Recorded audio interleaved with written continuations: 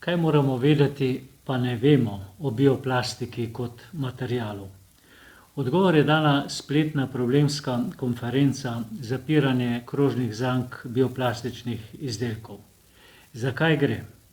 Bioplastika je zaželen material, to je celo trend, saj naj bi bil razgradljiv in odpravil naj bi mit, da je plastika največje zlo v okolju. Toda kako je pravzaprav res z razgradnjo bioplastike? Ali je res razgradljiva v takšnem obsegu, kot si predstavljamo in želimo?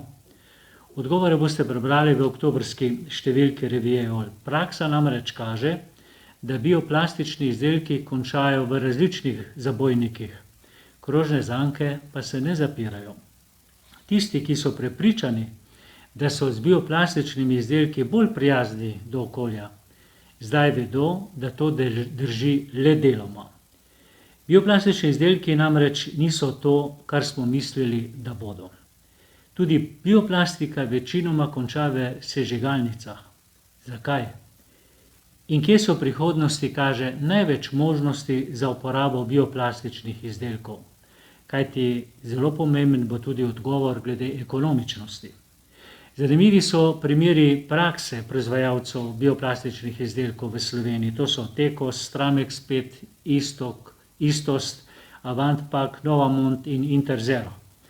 Magistra Jana Miklavčič z Ministrstva za okolje in prostor pa je povedala, kako je z bioplastiko v zakonodaji. Kako bo, še ne vemo.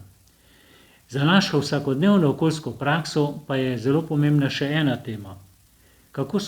Kako bomo pripravljeni na 55. Evropska komisija je izdala sveženj ukrepov, kaj moramo storiti za konkurenčen in zelen prehod do leta 2030. Gre za ključne sektorje, kjer se zvišujejo cilji pri izpustih toplogrednih plinov. Gre za energijo in goriva, promet, stavbe, rabo zemljišč in gozdarstvo. Med prednostnimi temami je trgovanje z izpusti, kar bo doletelo nove sektorje. Cene izpustov pa se zelo zvišujejo. Koga bo to najbolj prizadelo? In tretja nosilna tema v oktobrski reviji EOL pa so letošnji vodni dnevi. Ali nam je voda vrednota ali ne?